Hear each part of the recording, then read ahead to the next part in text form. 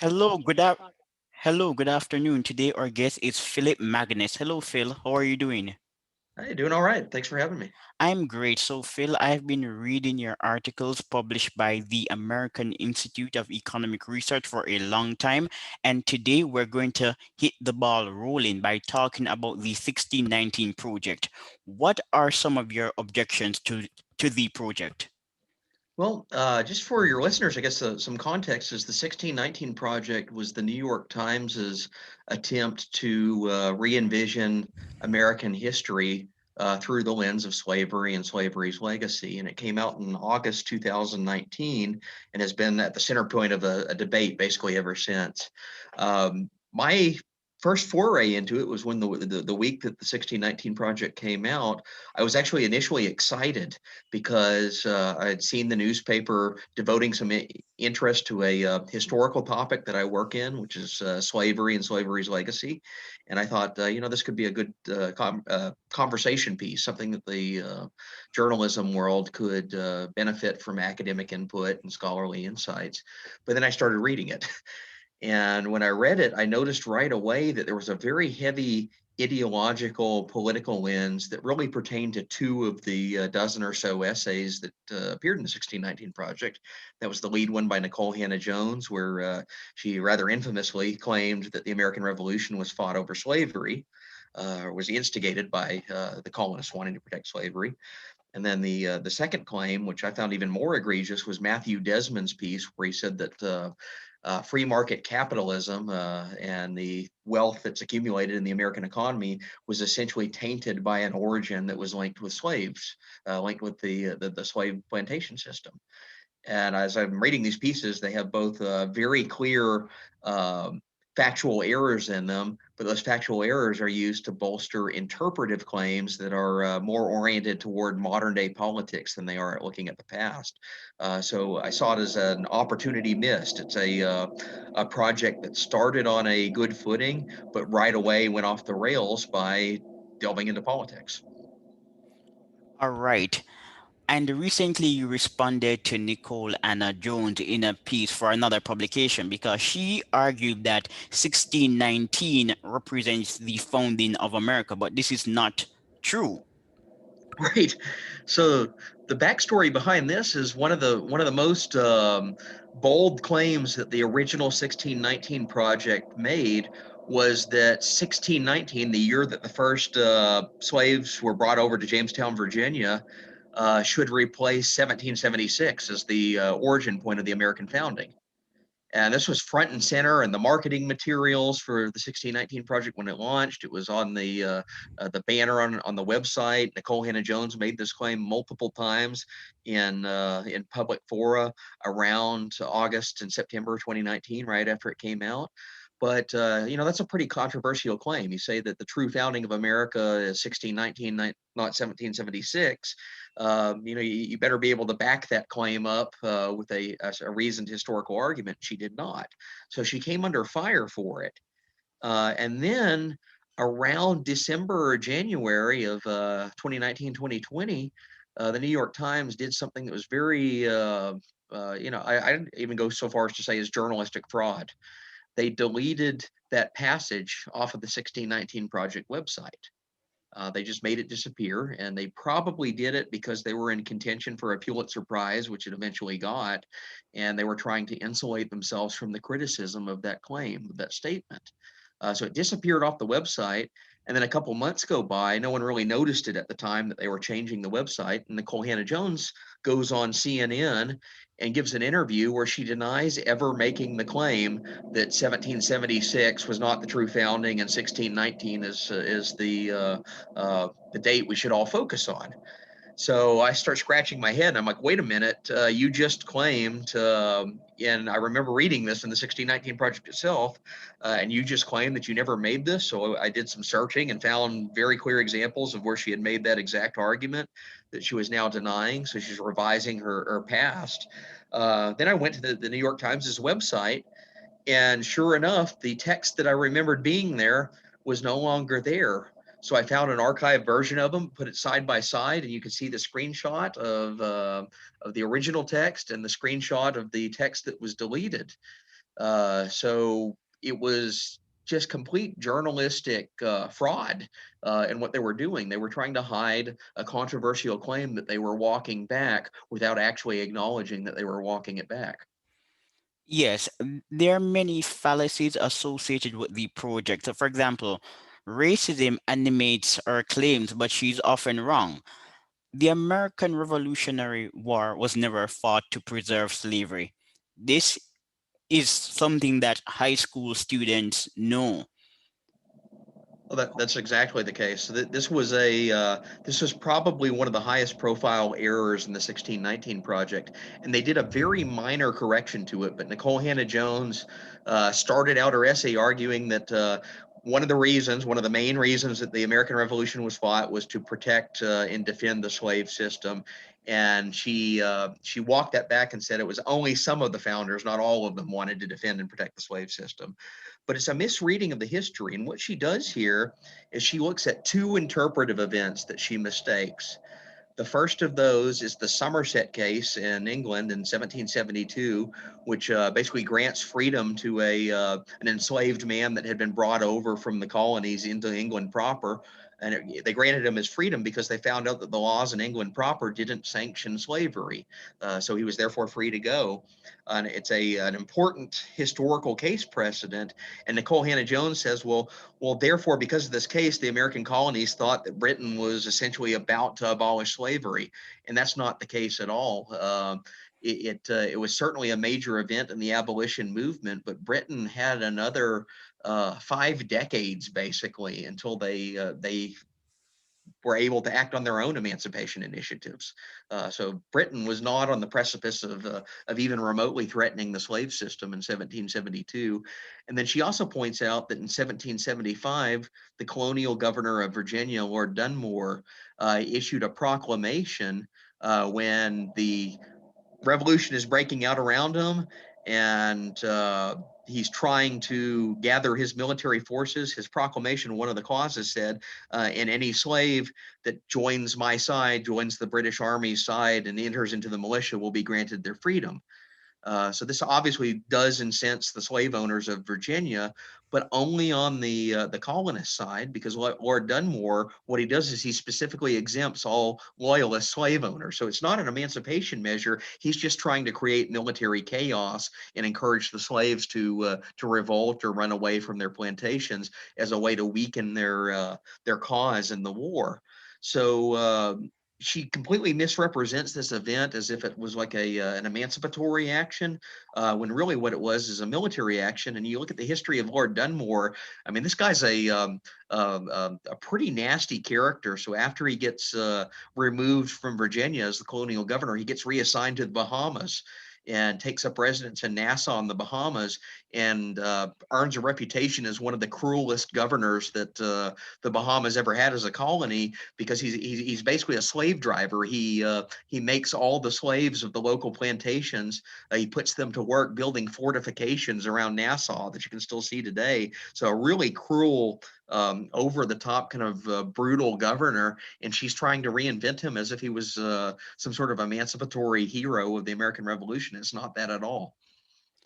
But Philip, even a cursory reading of American history will indicate that during the early colonial era, settlers opposed slavery. How could the New York Times engage in such a flippant error? Well, they are doing history that's motivated by current day politics. And you mentioned this. There's a very vibrant abolition movement in the United States in the colonial era. It's nascent, but it's certainly prominent. So the Somerset case that I mentioned, Benjamin Franklin writes about it to one of his abolitionist friends, and he says, the problem with this case is not that it was decided. The problem with this case is it only freed one slave. It should free them all. So there are cases being made throughout the colonies to abolish slavery, or basically reconcile the inconsistency between slavery in the principles of the American Revolution. And the northern colonies realized that early on. So Massachusetts in 1781 is one of the first states to really strike down against slavery, and they do it from another court case. And the judge, the equivalent of what would have been the state Supreme Court, issues instructions for this case, and he basically says, the institution of slavery is inconsistent with the principles of our revolution, inconsistent with our Declaration of Independence. Therefore, it cannot be sanctioned by law. And they accept the case, they accept that reasoning, and they abolish slavery in Massachusetts. And one by one, almost all of the northern colonies over the next few years either gradually or immediately abolish slavery on the grounds that it's inconsistent with the principles of the revolution. Even the Southern delegates, people like Thomas Jefferson and George Washington and George Mason, very prominent in the founding, even though they're slave owners, they are people that have severe and serious and pronounced moral qualms with the institution, and they write about it. They see this as something that was basically an inherited institution, and they're definitely part of, they're guilty for being part of, but at the same time, they want to put it on its path to extinction. And they come up with a variety of proposals of how do we wean the government of the United States off of slavery? How do we eliminate this institution over time? And some of that's put into place in the Constitution. So they said a 20-year deadline, 1808, was when Congress could step in and abolish the international transatlantic slave trade. And this was seen as one of the first steps. It's the same first step that the British Empire took before it abolished slavery. Now, unfortunately, later generations, that very much got off track. Slavery became seen as an institution that was something to be defended, and that's what leads to the Civil War. But in the founding era, you cannot read the documents that come out of the people that were engaged in the American Revolution and conclude that they were seeing slavery as something to either set aside or defend. They're actually very troubled by its tension between their own principles and the existence of this institution. During that era, Americans actually accused the British of imposing slavery on them. Absolutely. A- Absolutely. And what is often not said is that because of legal complexities, it was hard for Jefferson to free slaves. Sure, sure. Well, there's a document that came out in 1774. It's called the Fairfax Resolves, and it was signed by George Washington and George Mason, some very major, prominent figures in the Revolution. And it was one of their local petitions. This is in response to the tax impositions and everything that's going on in the colonies at the time. And one of the clauses of the Fairfax Resolve says it basically attacks the British Empire for imposing the international slave trade on the colonies. It says that you've cursed us with this institution. They're very much opposed to what had been going on there. Now, the other oddity of it is that you bring in British politics from that time. Look at what's happening in Parliament over in the UK. Parliament has its own 50-year plus struggle between the first proposition to abolish the slave trade, and that happens in the 1780s, and it's not until the 1830s that they get rid of the institution itself. And it's a 50-year slog fighting entrenched and embittered uh, interest groups that were members of parliament themselves on the slave trade side. I use one example. There was a member of parliament from Liverpool whose family was involved in a merchant trading business that actually carried slaves over from Africa and sold them in the colonies. So he very much conflicted in his interests.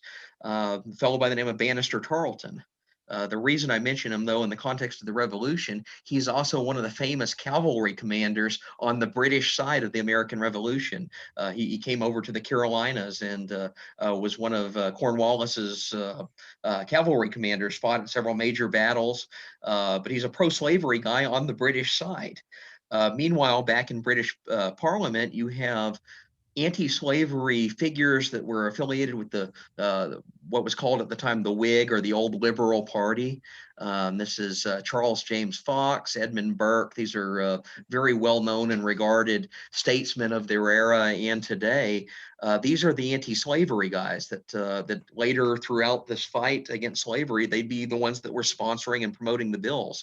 They are interesting because during the American Revolution, they're both sympathetic to the American cause over their own government. They saw that the crown was acting in illegitimate ways that was abusing the colonies. So the anti-slavery guys in Parliament are friendly to the American cause. Something doesn't add up here if Nicole Hannah-Jones's narrative is correct. Exactly my point. And there's also the tendency to wed Western philosophy to imperialism when Edmund Burke was against empire building, like David Hume and like the founding fathers. Absolutely, absolutely. And I always point to the attention. What happens after the American Revolution? What's the legacy of some of these figures that are involved at the time? And one prominent individual that comes to mind is Richard Cobden. And he's a member of Parliament in the early 19th century through about the Civil War era, and he's very much a friend of the abolitionists in the United States, but he's also a free market capitalist. He's the guy that secures the abolition of the Corn Laws, which the protectionist tariffs in the British Empire in 1846. But he's also an abolitionist and an anti-imperialist. He thinks that what is going on in the colonies is retrograde. It's very destructive. So he's wedding these causes of abolition, anti-imperialism, and free market economics together as like a cohesive liberal Enlightenment era philosophy. And this derives all the way out of the doctrines of earlier thinkers like Adam Smith, earlier thinkers like Edmund Burke, Charles James Fox. These are figures that very much recognized how the principles of a free society extended across the economic sphere, the moral sphere, the international relations sphere, and tried to come up with a unified, cohesive philosophy that was built around freedom. Exactly. So free markets are not inconsistent. Well, no, in other free markets are inconsistent with slavery. That was Adam Smith's point. Adam Yes. Smith, you want to call Adam Smith the father of free market capitalism. He's the father of economics. He's the point of inspiration for why we have this intellectual tradition. And it turns out he was also an abolitionist. He opposed slavery, fought slavery in his own time, wrote extensively about the horrors of the system, called attention to the problems of the British Empire because of slavery. So here you have Adam Smith as an anti-slavery guy. Most of Smith's followers and successors in the next several generations are also anti-slavery guys, and yet you have the 1619 Project saying capitalism and slavery are wedded at the hip because they supposedly originated together. Something's just not adding up here. And the intellectual history that the 1619 Project's offering, it's outright falsified. So let's say it bluntly, it is outright falsified. And Philip, I'm going to allow you the honor to contrast the response of capitalists to socialists during slavery. Right. So this is the fun thing that comes up if you actually look at the intellectual history. It's somewhat horrifying. So in the 1850s, the most prominent pro-slavery theorist or writer or lecturer in the United States was a fellow by the name of George Fitzhugh, and he lives in Virginia. He was an American disciple of the Scottish philosopher Thomas Carlyle, who's also famous in his own right as being like this anti-free market pamphleteer. He's the person that attacked John Stuart Mill and some of the free market thinkers of his time because he thought that they were bringing disorder to the economy. So he's a central planner, basically. But Fitzhugh is the American disciple of Carlyle, and what he says is he's going to come up with a new system of organizing society, a new system of labor relations, and that system is taking the existing slave plantation structure of the South and expanding it to everything, expanding it to the factories, expanding it to the Northeast, to the farms of the West. He says that Southern slavery has basically perfected the relationship between the capital owner and the laborer, and he calls this the most perfect and true system of socialism that has ever existed. So he's actually presaging the Soviet Union here. If you think that the workers are basically owned by the state in a de facto sense, that's what Fitzhugh was arguing for in the 1850s. The other fascinating thing about him is he does this from an authoritarian perspective, but it's also a very kind of proto left wing perspective, because Fitzhugh's main impetus in arguing for slavery is he thinks that the alternative system of free labor, the alternative system of wage labor in the North is an abomination. He thinks that this is an exploitative system. He even writes in one of his books, it says that we should toss the books of Adam Smith and Jean-Baptiste Say and all these other free market thinkers into the fire, because he thinks that they are wedded to a destructive ideology that exploits the workers.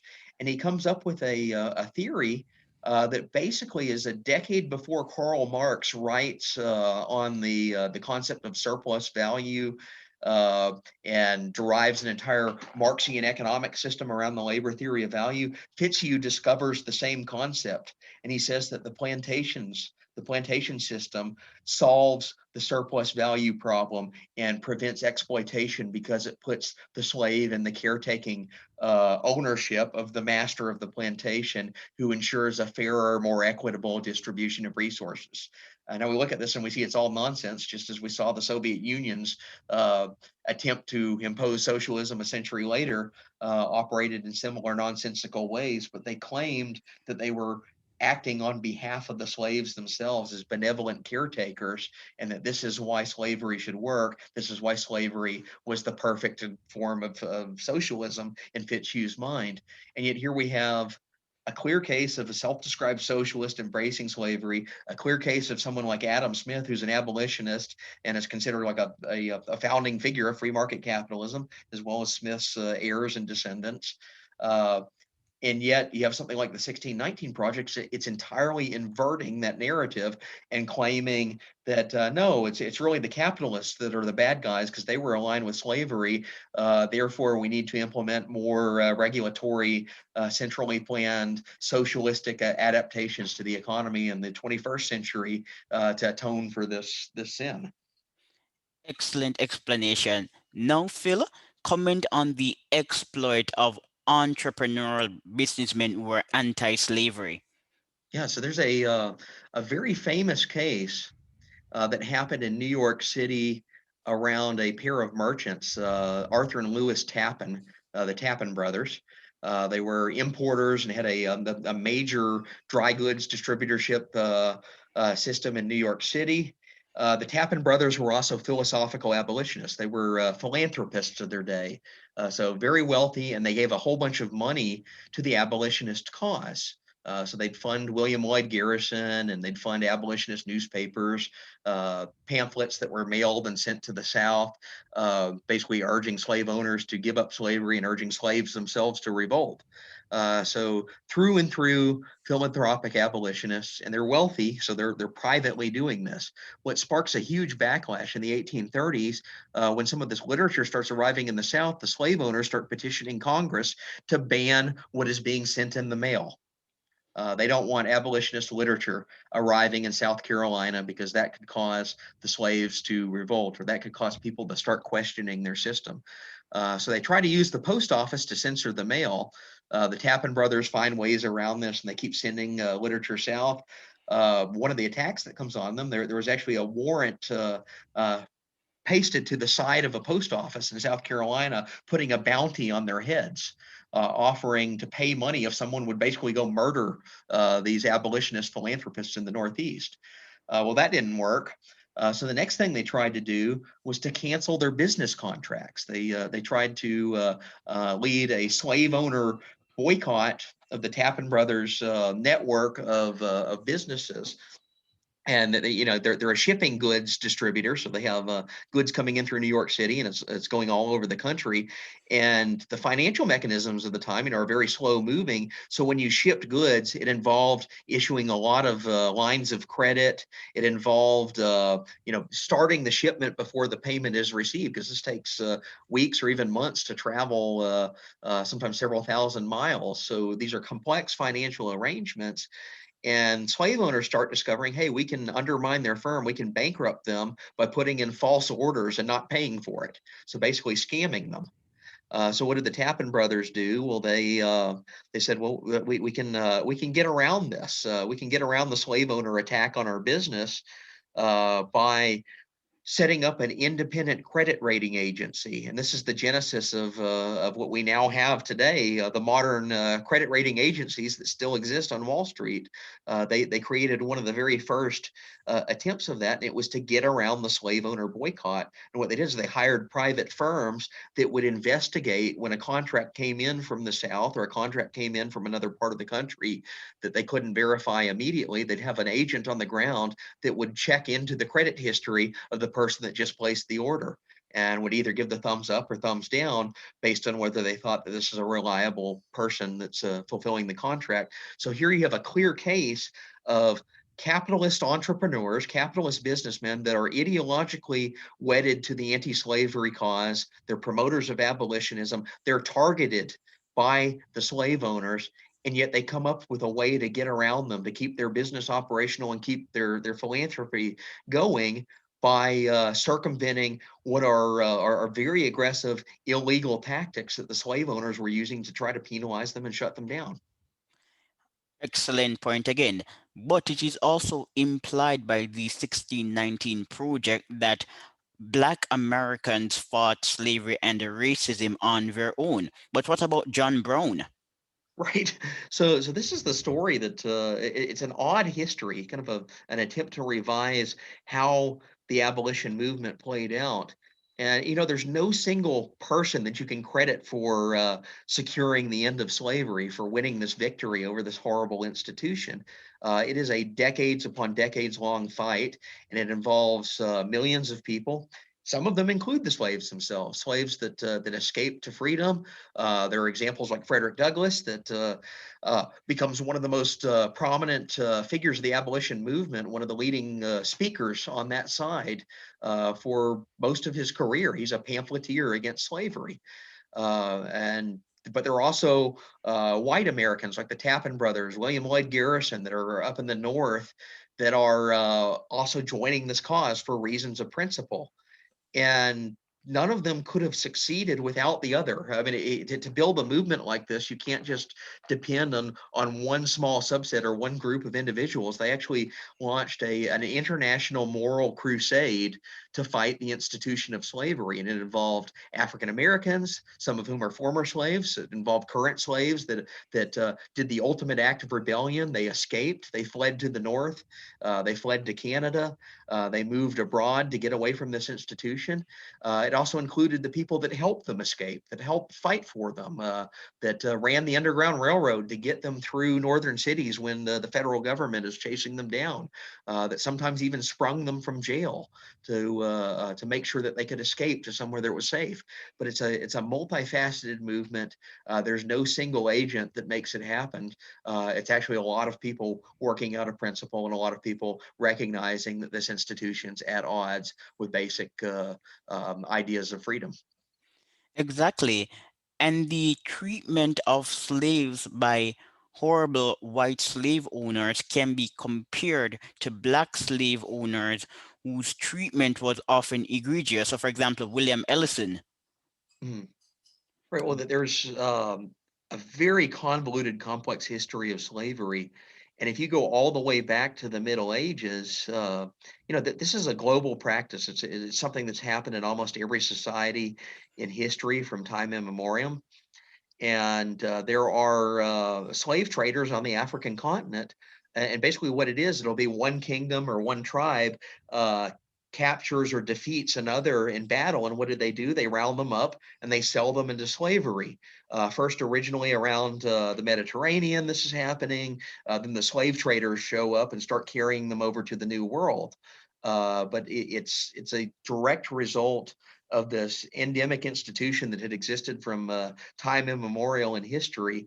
And one of the great triumphs over it really does come out of philosophical changes that occur in the Enlightenment era when people start to ask the question about whether this institution that's existed forever is right or wrong. And quite a few of them come to very reasoned cases that this is a moral abomination.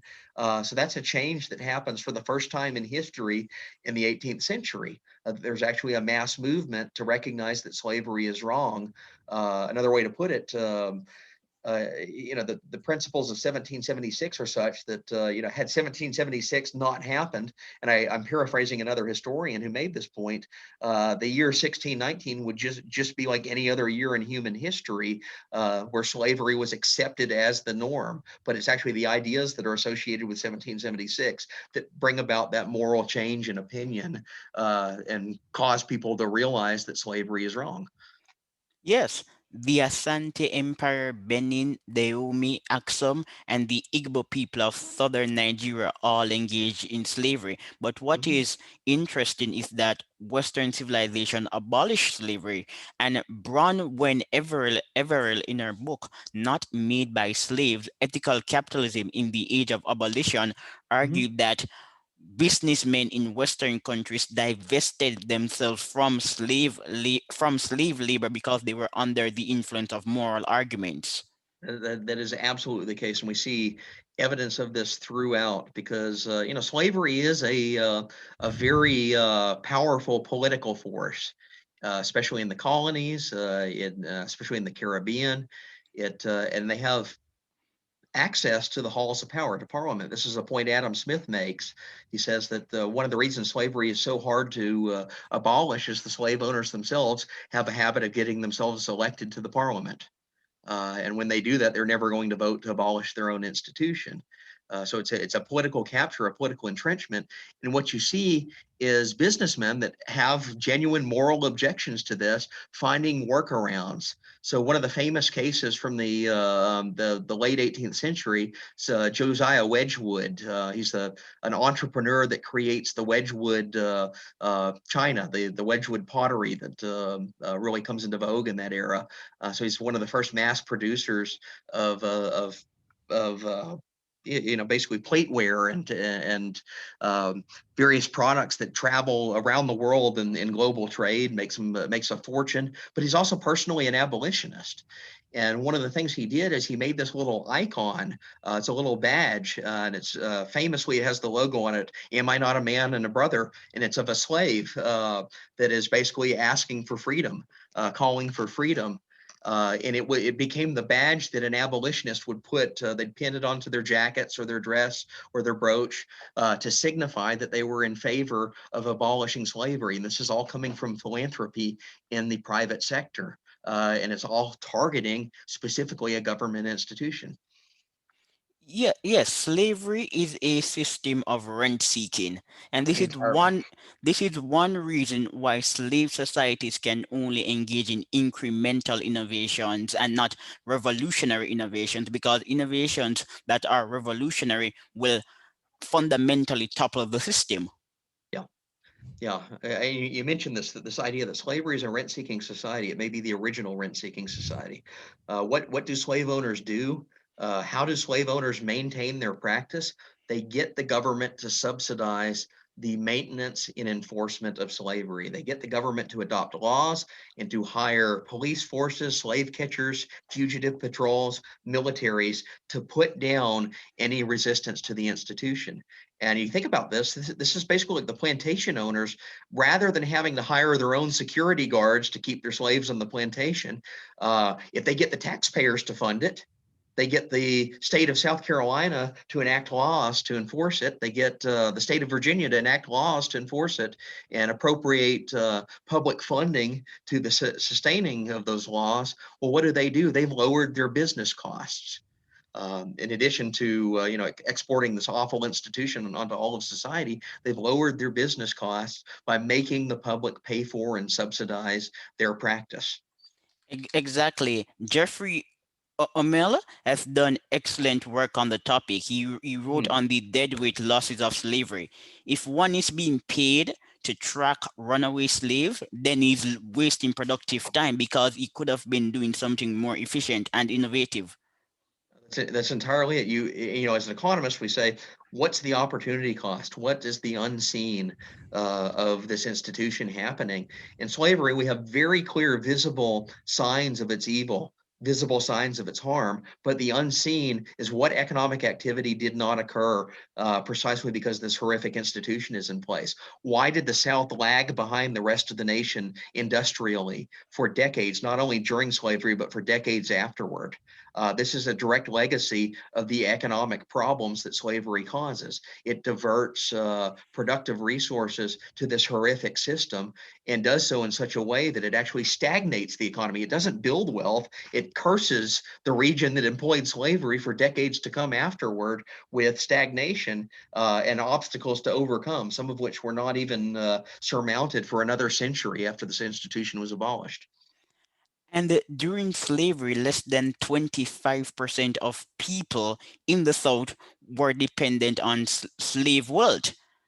But This the is one of the things you see in the American Civil War is the South is not a united front. There are slave owner interests, and in some cases, some states, they're probably the political majority, but you see pockets of mostly poor farmers, and they're on the frontier. They're in the Appalachian regions. They're the rural, undeveloped parts of the Confederacy. So places like Western Virginia, the mountain regions of Tennessee, northern Mississippi, Kentucky, all through the central part of the continent where slavery exists under the law, but there are pockets of mostly poor farmers that want nothing to do with this system or that are eager to get out of it. And that's where you see the creation of the state of West Virginia comes about during the Civil War because it breaks away from Virginia. The Eastern dominated, slavery dominated portions of Virginia.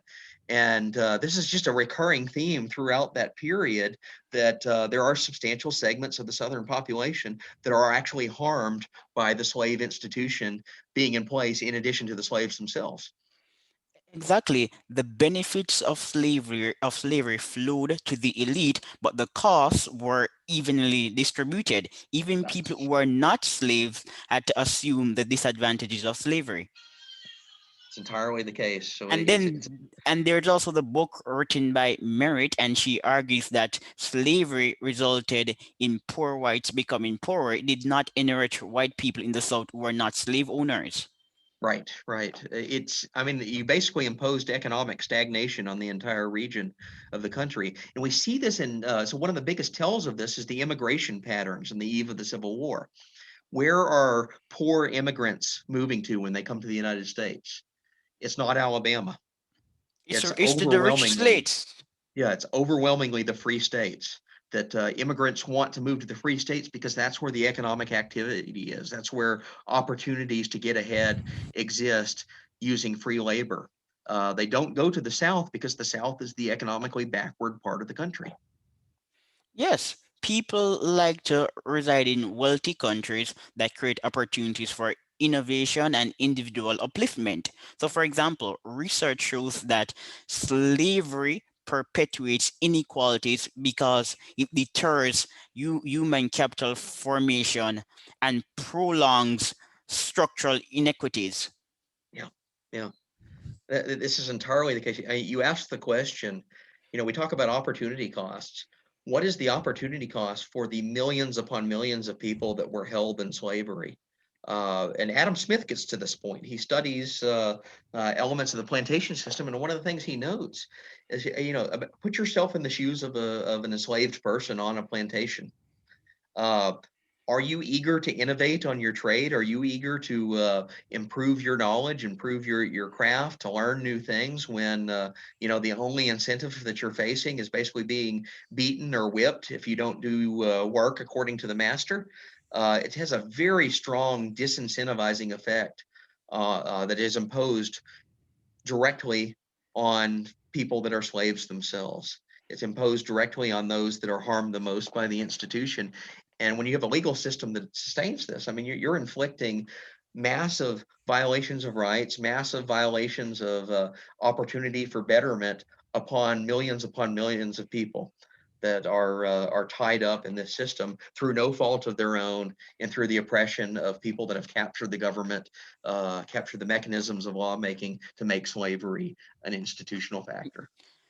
And we cannot refuse to discuss this point. Slavery deters the formation of open access orders, and as such, inequalities become pervasive. Yeah, In a yeah, slave society, tolerance is not the norm.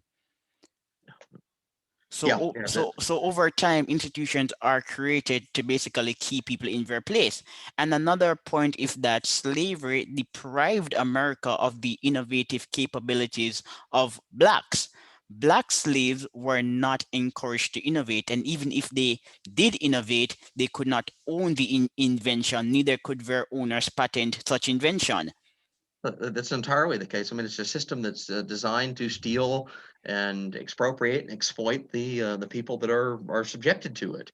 And when that happens, it is crushing. It's crushing for not only while the institution endures, but for decades or even centuries later. So that's where the real legacy of slavery is, and we see this in empirical research that regions that had slavery developed economically after slavery at a much slower rate than regions that did not. Courtesy of Nathan Nunn. Exactly, exactly. And As and an James economist. Robinson also has a similar study. Many studies have proven that slavery is associated with poverty, not wealth. Yeah. So the 1619 project's entire narrative is is not only wrong, it's like completely backwards from reality here. They're claiming that the wealth of the United States today was expropriated from slavery. No, it's quite the contrary. Slavery itself imposed huge century-long burdens upon the entire American economy. It's like a millstone around the neck of the economy, in addition to being this moral abomination, and we're still feeling the effects of that. So this notion that slavery is enriching and wealth creating, it allows a very small group of people at the top, a very small group of elites, the plantation owners, to live in luxury and enjoy wealth during their lifetimes. Most other people, whether they're the enslaved persons, whether they're the poor white farmers that are excluded from this institution, are actually harmed by it. Yeah, slavery is not wealth generating, it is wealth emiserating. If America did not have slavery, it would have been a richer country. And that's the counterfactual. That's the counterfactual scenario that we have to grapple with and understand when we're studying the economic effects of slavery. The 1619 project does not do that. Exactly my point.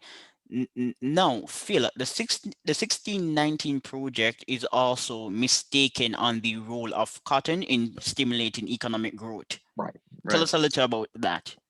So this is Matthew Desmond's essay, and Desmond is a sociologist that has no background in the subject matter, but what he does is he copies a group of historians, a school of historians we refer to as the New History of Capitalism School. And it's a relatively recent small group that kind of burst onto the scene in the early 2010s. It's a very left-wing ideological group of researchers that study slavery. And there's one major book in there that they all referred back to and Desmond used extensively. It's by Edward Baptist called The Half Has Never Been Told. And what Baptist does is he asserts that the growth in the cotton industry before the Civil War came about because plantation owners became more efficient at extracting forced labor through beating, whipping, torture, essentially. And what he does to make this claim is he looks at economic research. He looks at some works that have been published by other scholars, in particular, two economists by the name of Alan Olmsted and Paul Rode did a study of why the cotton industry grew before the Civil War. And they find it's about a 400% increase between roughly 1800 and 1860 in the cotton industry. So Baptist sees that and he says, aha, there's proof of my thesis. It's because the slave owners became more and more brutal, and they were doing so through capitalistic ways, which he never really defines. The reality is, if you read the Olmsted and Road paper, they say, no, this isn't a change to the labor system that caused cotton to become much more abundant and efficient in its production. It's rather technological changes that cause it. And so they discovered new strains of seeds that were more resistant to disease. They discovered new technology for harvesting. And if you look at those statistics, that's what explains why the cotton industry grew, not slavery itself. So it's an industry that's growing in spite of slavery, not because of slavery. Yes, and Phil, do tell us that Cotton has been exaggerated as a contributor to economic development. It was about 5% of GDP. Right, right. So Ed Baptist, and this is again back to this book. It's a grave error in the book. He asserts that cotton accounted for 50% of the GDP of the United States before the Civil War, which is utter nonsense. To get to this calculation, he basically reinvented his own way of calculating GDP, his own way of doing national accounts. And what he does to do that is he double and triple counts intermediate steps of production in the numerator without adjusting the denominator the same way. So what happens? The numerator grows and grows in size until it gets to be 50% of the entire economy of the United States. It's utter nonsense. It's fake accounting that he probably didn't do this intentionally. I argue that it's actually out of incompetence. He doesn't know the economic literature. This is something you learn in Macro 101 as an undergraduate if you take that class, but Baptist never learned that, and he basically misused statistics to make this claim. Well, unfortunately, his claim that slavery and cotton production accounted for 50% of the U.S. economy has entered into the academic lexicon as like this stated fact, a stylized fact, even though it's utter nonsense. So it gets repeated in congressional hearings. It's cited all over the media as if it's true, and no one ever really wants to call him on this. But if you look at the actual number, the actual calculations, and you perform it correctly, cotton industry is probably give or take about 5 or 6% of the U.S. economy prior to the Civil War, which is a big industry. It's just like railroads. It's just like textile manufacturing. It's a big industry unto itself, but it's nowhere near enough to explain the economic vibrance of the United States before or after slavery. Corn was more substantial, Philip. Yes, well, and you have corn, you have agriculture in the West, wheat, you have textiles in New England. The real trick here, this is the point that's really hard to convey without digging deep into the economics behind it, is single product stories of economic development are almost never true. If you look across history, there's a tendency to see, oh, well, this was a big industry, therefore it explained what happened. Uh, it was done with the railroads all the time. So the claim was, well, because America built railroads, that's why we industrialized. That's not the answer at all. Railroads are a big factor. You know, they're one industry among dozens of major contributors. But you always have to ask the question is, what's the alternative? What would have happened suppose railroads were never invented? Well, the answer is they would have continued to rely on and develop canals, which are almost as good at transporting products as the railroads were. So it turns out that you always look to the second best. You always look to the other option. And interestingly enough, in cotton production, this is what happens during the American Civil War. So the Confederacy thinks that it has a tool to lure the European powers into the American Civil War by using its own cotton output as like both a carrot and a stick. So they're trying to incentivize Europe to come to its aid against the North in the Civil War. They said, we'll give you access to our cotton, and if you don't, we're going to cut you off and deny you access to our cotton. Plus, there's a blockade, a northern blockade that stops it from going abroad. And the Confederates were thinking, aha, this is going to play right into our hands. Europe will come to our aid. Well, what did Europe do? They looked around and they found another source of cotton. They went to Egypt. They went to the Caribbean. They went to India. They looked at other parts of the world that could produce cotton because of the climate and did not necessarily have a slave system in place to produce it. So it wasn't slavery that was making this happen. What it was is just an industry substitution in the trade. When the Confederate produced cotton was cut off, they just looked elsewhere. And according to research, if the transatlantic slave trade did not exist, Europeans and Americans would have relied on other trade routes. So there's always an alternative. Yeah, yeah. And that's just a classic lesson of economics. Look for the unseen. Look for the alternative that does not happen because of one thing that does happen, and that's going to be your answer. That's going to be your point of interpretation to figure out if that one thing that happened was actually causal, as the claim is being made here. So the claim that slavery caused America to become wealthy is simply unsustainable when you consider all the other alternatives, and you also even look at the data itself. It's just not there. And furthermore, in the South, when slavery was becoming unprofitable, views changed. People were receptive to slavery based on its economic potential. There's actually studies detailing this issue. Yes, entirely, There are studies entirely. detailing this issue. So some would argue that capitalism is compatible with slavery when the reverse is true. When free Yeah. markets emerge and people can make money outside of slavery, slavery becomes an expense. That was, interestingly enough, that was a part of a major thesis put forth by a Marxist historian in the 1940s by the name of Eric Williams. He Philip, was a Philip, yeah. before you continue, I was just about to ask you, what do activists get wrong about Eric Williams? Well, this is the fascinating thing. So Eric Williams writes this book called Capitalism and Slavery. It comes out of a Marxist tradition.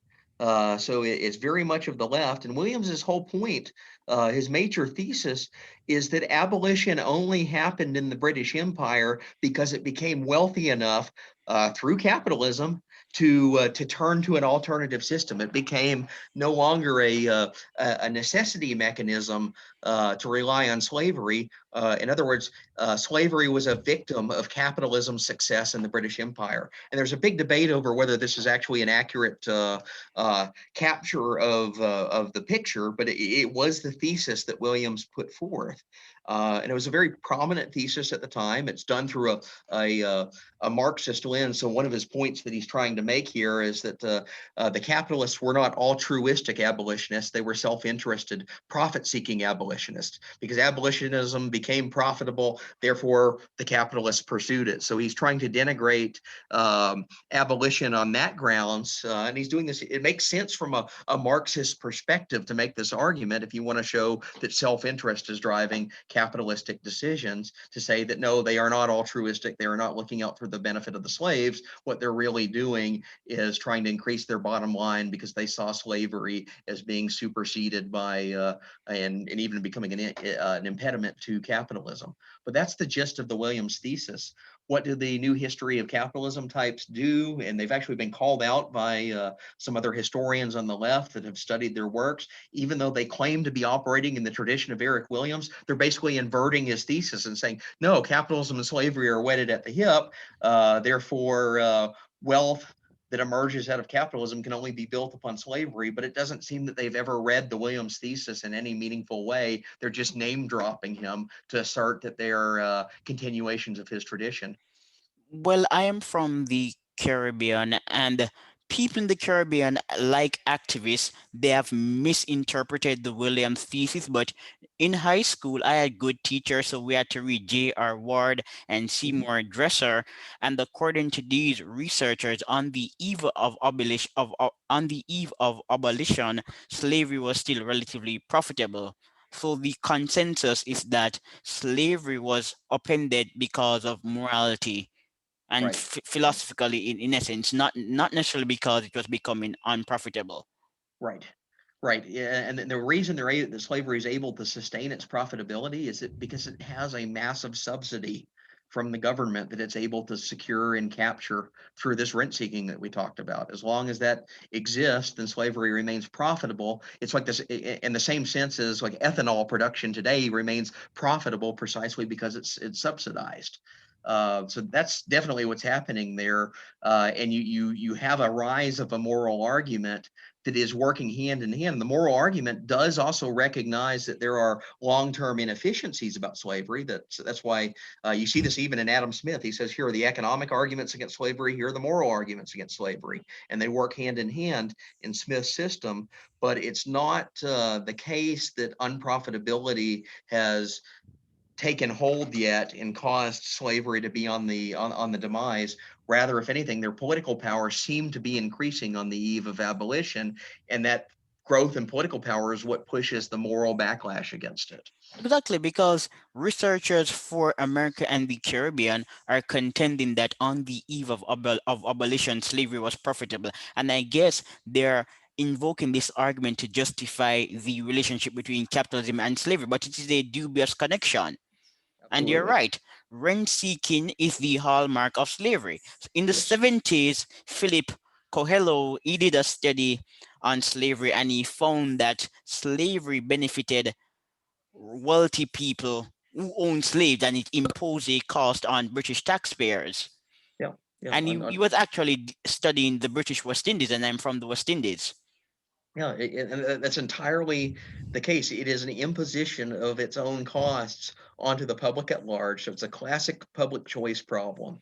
It's a classic concentration of benefits for a very small number of elite wealthy slave owners who aren't really producing anything. They're actually just living the high life on slavery. So it's a very transitory wealth, not an established type of wealth. It doesn't leave an infrastructure behind. It just draws resources out of the land and out of forced labor on that land.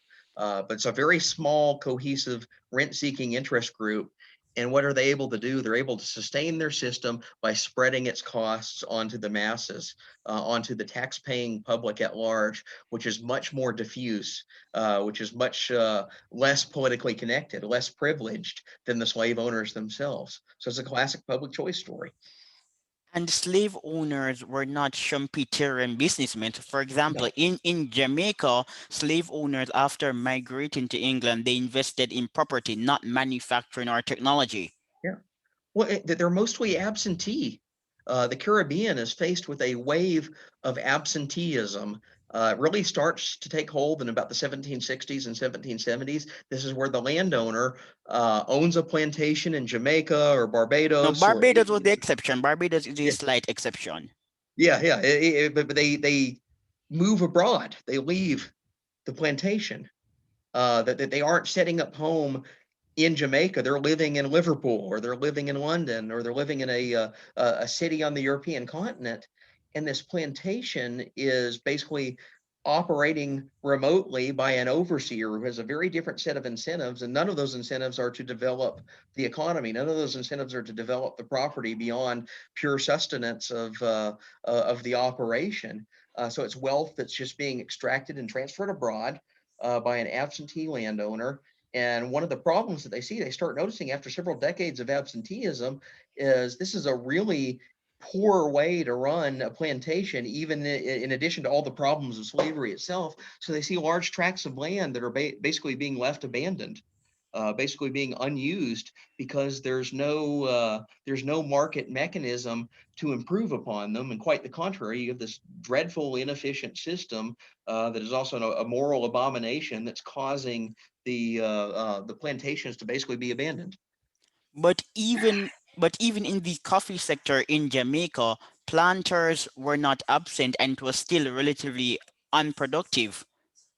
Oh, it's entirely symptomatic of a backwards way of production that slavery imposes on an economy. And this is a study that we don't explore enough. Did slavery lock southern countries or countries generally in the vortex of the export trap? In other words, because of slavery, planters want to capture the global market and they're uninterested in innovating or competing with fellow plantations. Yeah, well, this is the path dependency that occurs. This is why you see slave colonies usually produce like maybe two or three products, and they produce nothing but those two or three products. So it's an artificial specialization that comes about from having the plantation system in place. And again, it's the old economic question compared to what you ask the question, what would that land be used for had it not been locked in as a cotton plantation or a tobacco plantation or a coffee bean plantation? It would have been used for something else. And we don't know the economic use of that because it's a counterfactual. It's something that never quite occurred. But because of the path dependency around slave-based production, you never see that experiment attempted. You never see that tried until the institution of slavery itself is gone. And slavery also selects against human capital. So, for example, Yeah. I have the potential to become an engineer or a manufacturer, but my father owns a slave plantation. So what do Hmm. I do? I'm not going to become a manufacturer or a mathematician. I'm Right. going to continue with the plantation even if it is inefficient, and because of subsidies, my wealth can accelerate due to political connections. Yeah, exactly. Yeah, you already have the investment is made to secure you a spot in the legislature, to secure your family control over the colony. These are generational things that actually do transfer. The wealth itself is not as nearly robust, but the political connections are absolutely there. That's why you see generations after generations of people involved in both the slave trade and plantation owning get elected to parliaments and legislatures and colonial assemblies and continue the practice that they basically inherited. And furthermore, the long term implications of slavery are actually worse for the non Western world. So, for example, Yeah. Yeah. in Africa, descendants of slaves do endure discrimination even today, and it was worse in the 1980s. So, for example, in the Sokoto Caliphate, the states Yep. that were once a part of the Sokoto Caliphate in Nigeria, the descendants of slaves in these places do endure discrimination.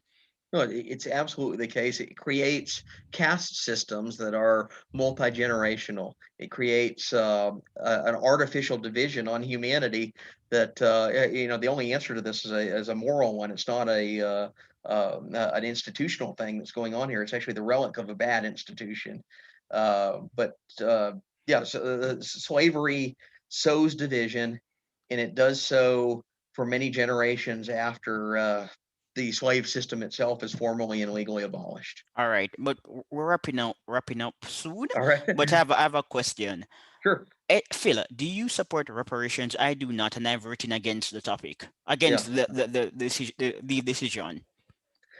So the philosophical case that exists for reparations exists during the lifetime of the person that is Exactly. probably most directly affected by it. Was there a case for reparations in the immediate aftermath of slavery? Absolutely. Did we do it? Not nearly enough. Are there other cases like this? So the famous one from the 20th century is the victims of Japanese internment in World War II that were sent to camps.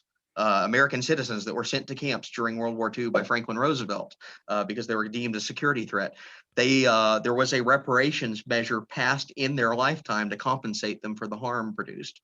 When you start getting beyond the first or second generation, what happens now is in order to sustain or pay for reparations to one group, you have to tax another group or tax the general public and do so in a way that you're penalizing people that were not complicit in the original wrong because you've moved several generations beyond that by now.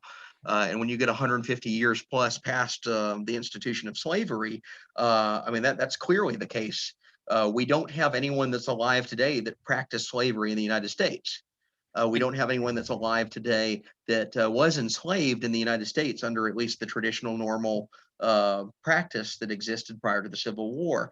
We do have the effects of both of those are felt, but how do you mete out the justice of the effects when the culprit, the perpetrator, is no longer around to be penalized or taxed? That's the big moral problem here.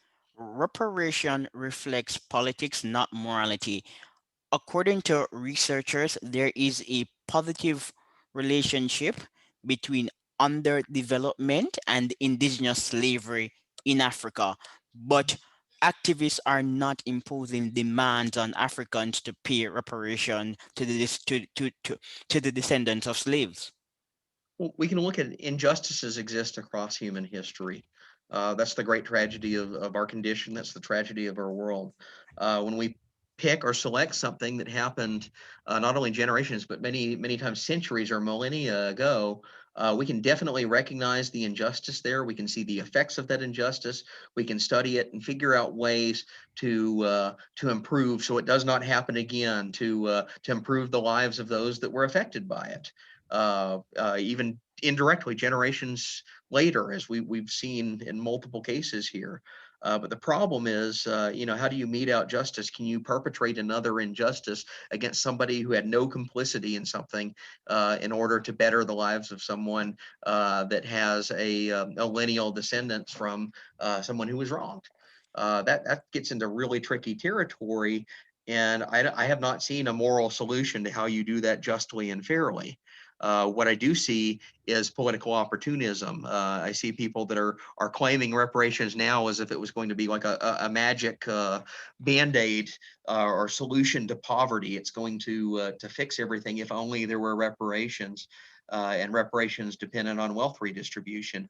You start asking the question, what are they really up to? It's not so much repairing the injustice, rather it's a means to effect more redistributive policies, like they argue for in any other case as well. So it's just a tax and spend scheme to reallocate resources.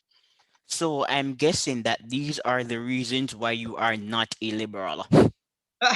Well, not a neoliberal, I guess in that sense. I'm an old school classical liberal in that sense, someone who works in the philosophical values of the abolition movement, works in Eh, the philosophical values of free markets, free exchange, anti-imperialism. I'm in a sense a Cobdenite, but that's a very different type of liberalism than what we see put forth today. And remember, Philip, the original neoliberals wanted to manage the free market to produce social outcomes. So, what we consider to be neoliberalism today is not really neoliberalism. Right, right. It's a very different type of economic label that's applied. So we live in a confused time of labels, a confused time of history. But yeah, if you want to get back to a grounding, I'd say go back to the works of Adam Smith. Go back to the classical All liberals. right. Yeah, but it was a pleasure to speak to you, but unfortunately, I have to end the conversation. All right. Absolutely. Bye. All right, then Please bye.